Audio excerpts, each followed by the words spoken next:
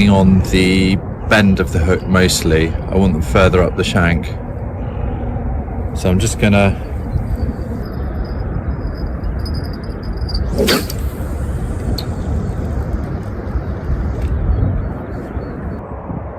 let's see what happens.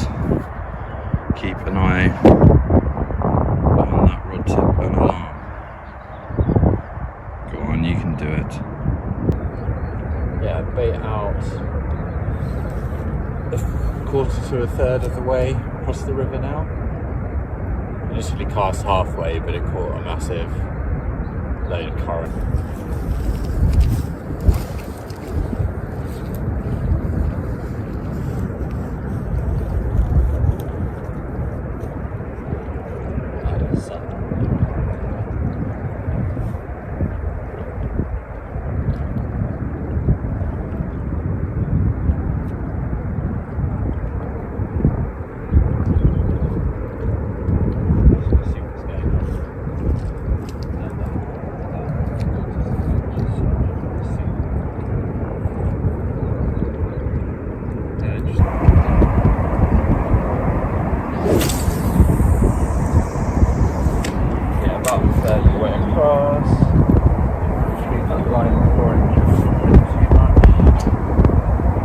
Over the water a fair bit. Wouldn't say that bait's necessarily had any force. Right, back up. To the middle. It's probably only about 30 feet to get into the middle. I'm going to start fishing here. Yeah, I'll set up here and then I can cast out into the middle of the lake over there. Lovely. Right, I'm set up here at Abbott's Pool. Gorgeous morning. Let's see what I've got here. So I've got a big, far too big, but cheap free spool reel. No need for it to be free spool really.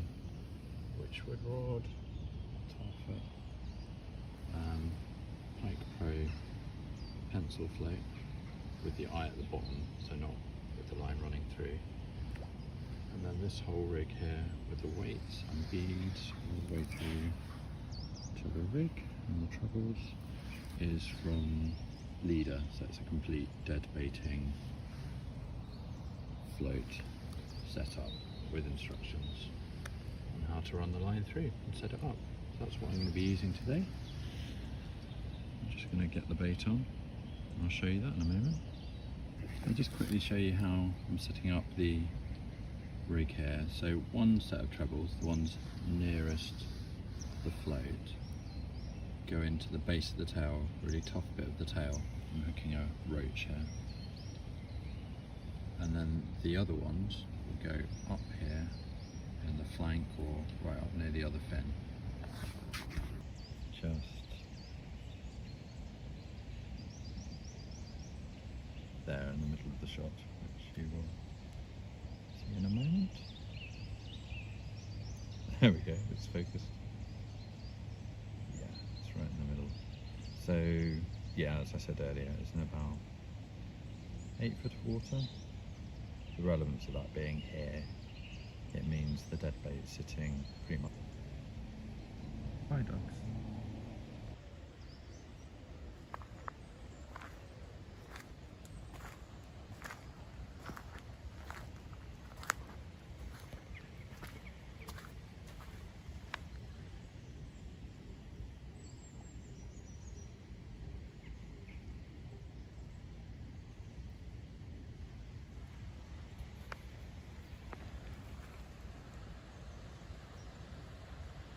Is the monks' boathouse. So they would have kept a little boat in here, kept it dry, and that would have enabled them, or the boat would have enabled them to go out on the lake, catch the carp, feed them. Yeah, what I'm going to do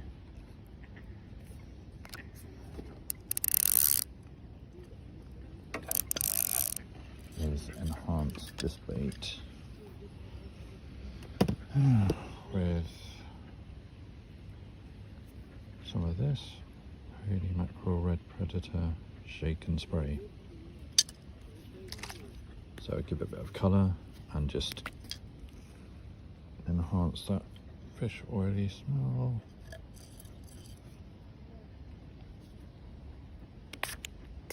Spray a bit on its head and its tail. Nice.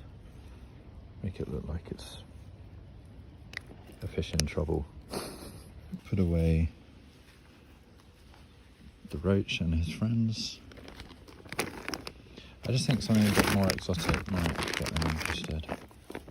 What else is in here?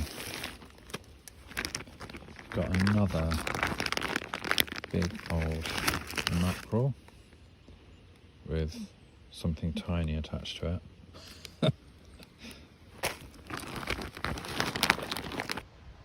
My life, the world, whatever away, you are sort of 90% focused on that element of the fishing. And even when you're setting up rigs and hooking bait and so on, it's really quite focused.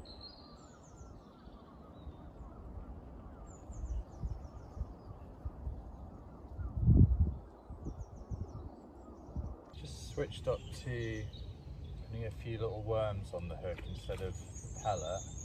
Ah, yeah, and I think I've hooked a nice little perch. Just bring him in and a landing net.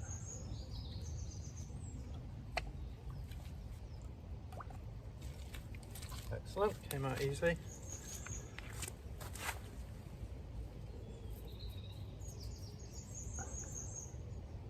There's a lovely perch. Oh, showing off his fin, dorsal fin.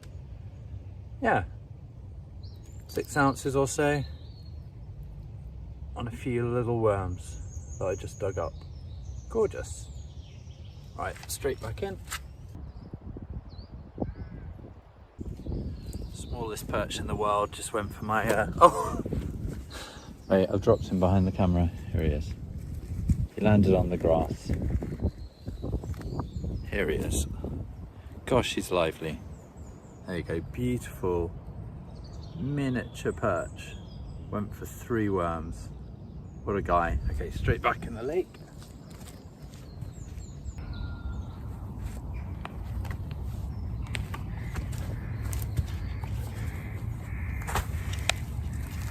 Got a waggler float here with the float stops. The float isn't one of those weighted crystal wagglers. It's just got to be completely light. Then in this case, looks like about 4 feet, 5 feet of mainline to 3 AAA weights, and then about 4 inches to a size 16 barbless hook.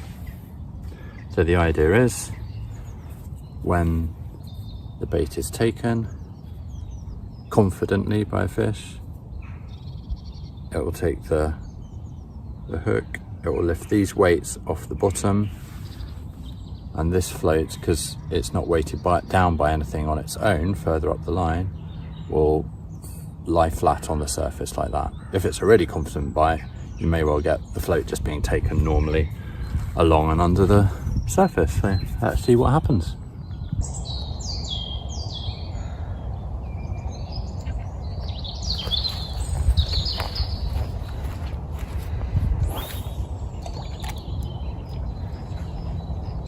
I'll just bring him over to show you. There he is. Gorgeous. Back in the water for a bit. It's quite lively. Yeah, it looks like half a pound or so.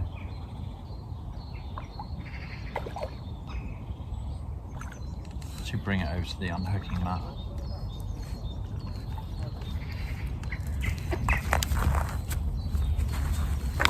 Oh yeah, it's gorgeous. And he has unhooked himself.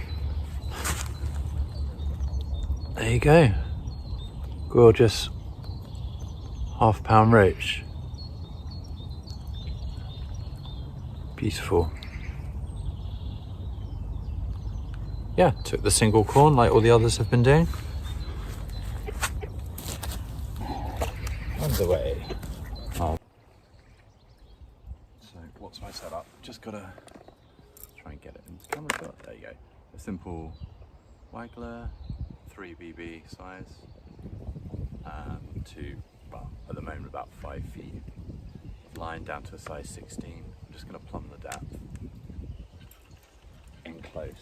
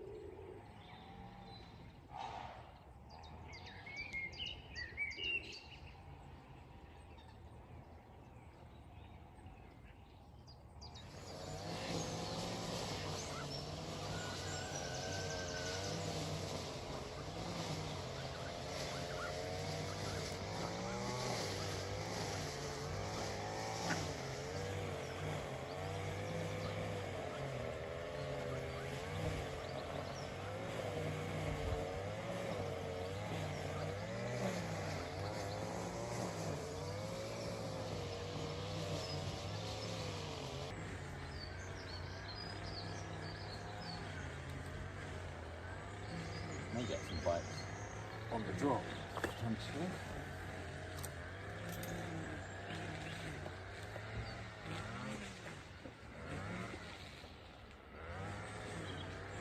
See where the fish are feeding.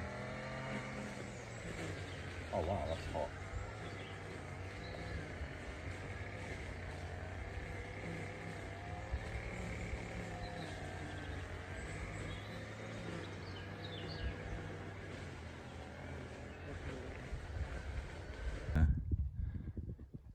I will clamber down a bit to get closer to the water. It's a nice pool here. The tide's rising very gradually. It doesn't come in much at all here, so really safe place to fish. Main challenge is going to be crystal clear water. But yeah, I'll clamber down and give it a go.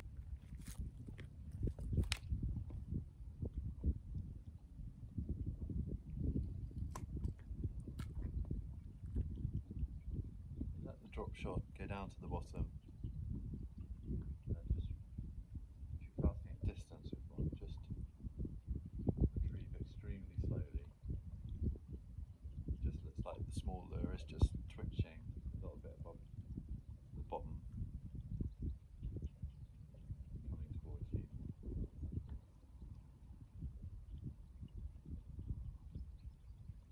Do lots of twitching, just looks like really active. And be in the mood for feeding. On that note, actually, I need to concentrate here because I'm going to slip over otherwise. Murray, move back a bit. I've got to come back in.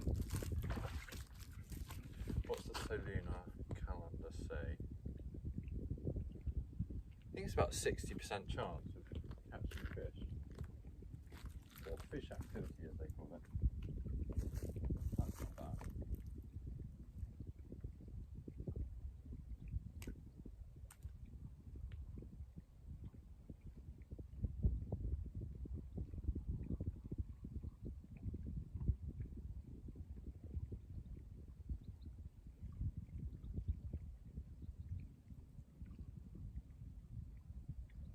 Cast out a bit further.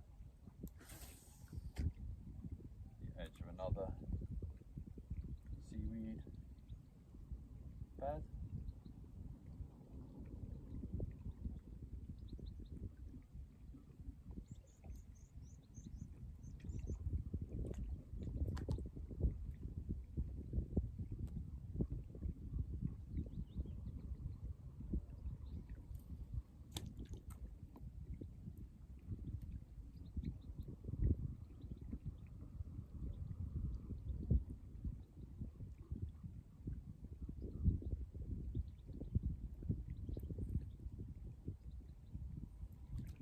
Always exciting when you get a snag, isn't it?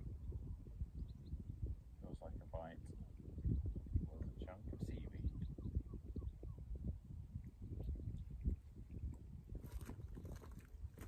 Fishing rivers.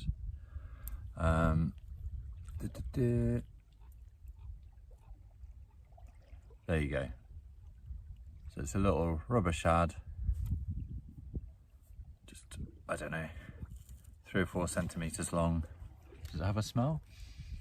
It does slightly. They often impregnate these with, Murray, do you like that? What is it? With certain smells, amino acids. So yeah, I'll give that a go, mainly because this colour in particular, basically brown, green with little red dots on, is kind of the colours of the rocks and the seaweed around here, so it'd be a very camouflaged little fish. Might just be closer to any little fish living, little fish, big fish, cardboard box. Little fish living in these rocks, as opposed to that bright red little wormy lure. So I'll give that a go. Another one I can try is something that looks more like an earthworm. Oh, Murray, just stay in one place. I know it's not very comfortable, is it? I'm going to move Murray and I'm going to give this a go. Yeah, so what I was just talking about then is the theory of matching the hatch. You've probably heard. Oh, there we go. Really tiny little salmo 3 centimetre bug.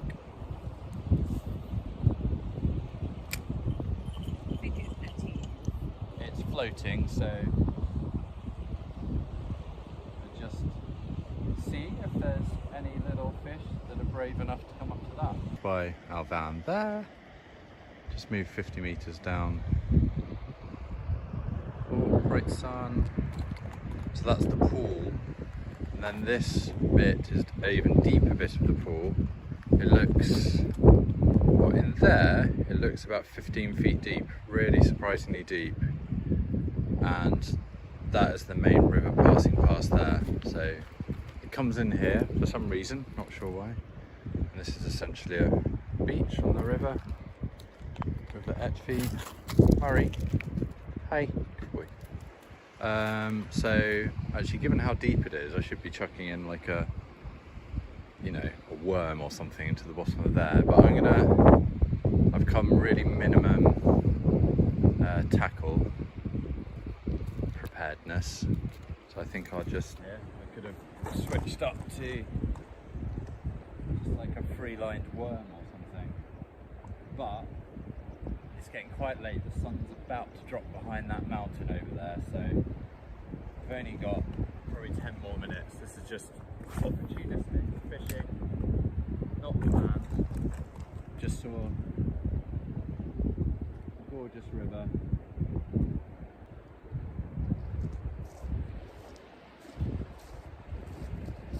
Catching, you know, nice roach up to, I don't know, half a pound and stuff. Yeah. half a pound or more. Yeah. Yeah, I mean, I've got lots of roach in here at the moment. I put some bream. It's not a bad bream though. It's okay. Oh, it's foul hooked. Yeah. Oh no, it's rolled on the line, I think. I have had big bream in here, but Yeah, I grew up catching on a lake where it's bream, and then the opposite. We used to call them slabs, one of them. Yeah. Yeah, oh, definitely, like dustbin bits.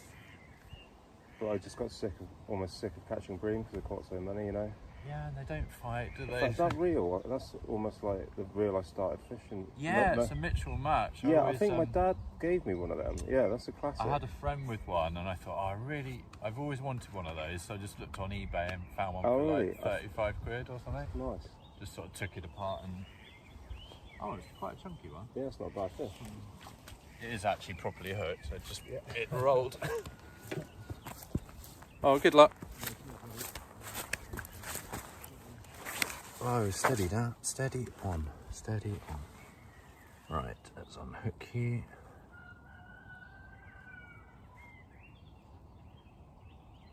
There we go. That's nice.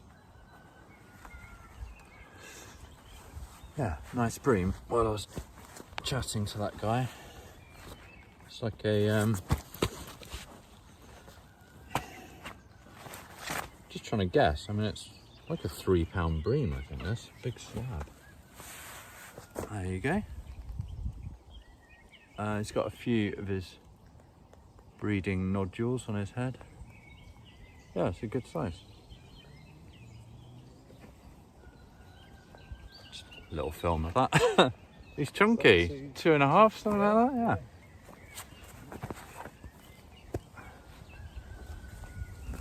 It's actually still quite lively.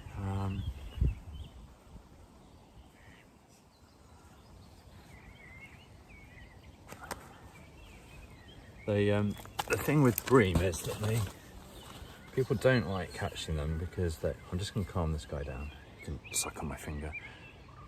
Even though they're lovely big fish, can get big, people don't like catching them because they don't fight. They really just come straight in, as that one did.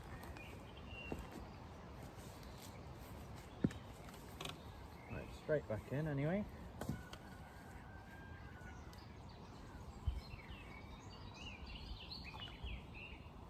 He goes. Well, he was really healthy. Yeah, decent fish that. What happened was really healthy, positive bite down and diagonally.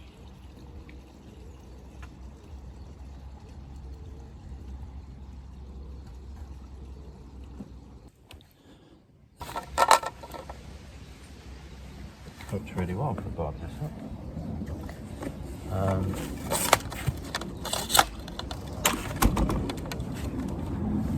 Professional filming. There you go, nice skimmer bream, beautiful colour. Get him straight back in.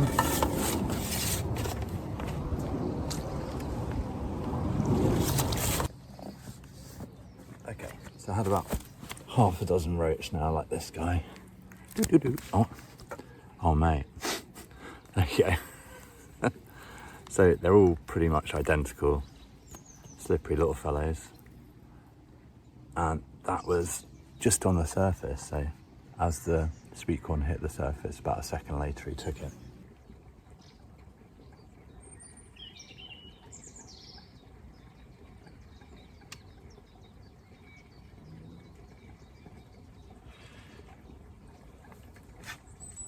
Oh yeah, it's slimy, so it's one of these sort of hybrids again. It's been injured on one side by, I don't know, pike or something.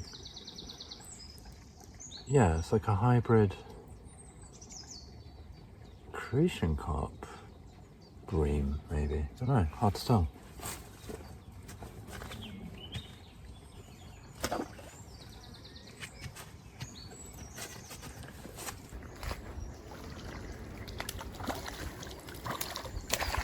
Oh, you're getting the tench. Yeah.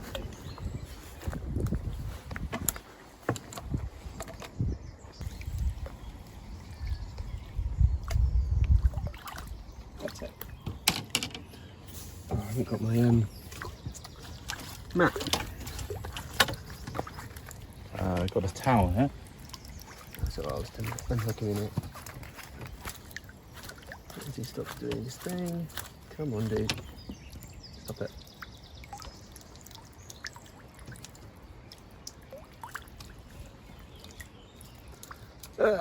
Tough mat. Nice. Yeah. Oh, it's lovely colour. There you go. Gorgeous. Yay. Well done, Dave. Nice. Oh, lovely colour, yeah. Right, I need to get one of these.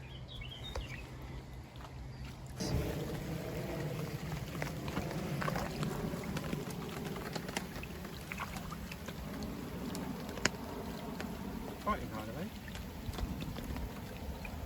Yeah, it must be fun on the pole.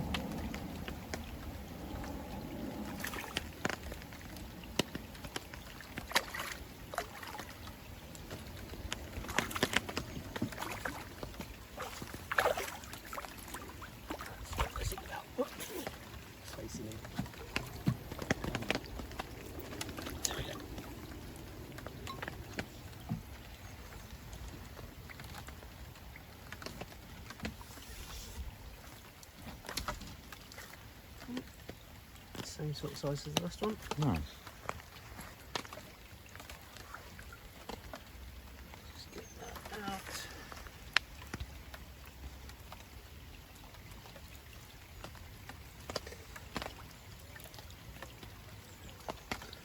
It's a female.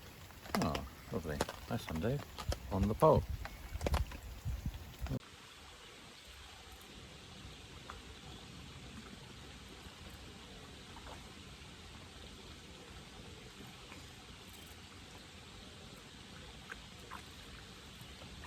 those hybrids.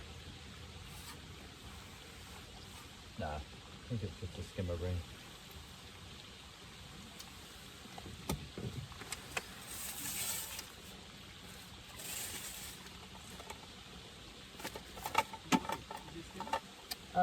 Yeah, it's a skimmer.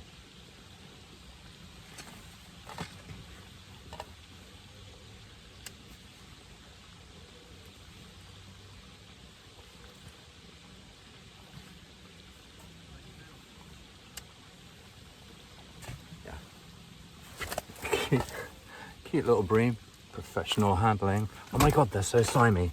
Okay, there we go. Another bream, lots about this sort of size, lovely condition. Took the sweetcorn again, put them back in.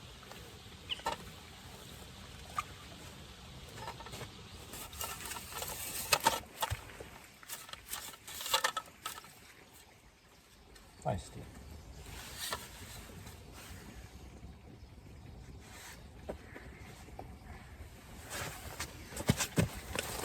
There you go, nice one, just munching on my finger. It's got the breeding nodules on its head.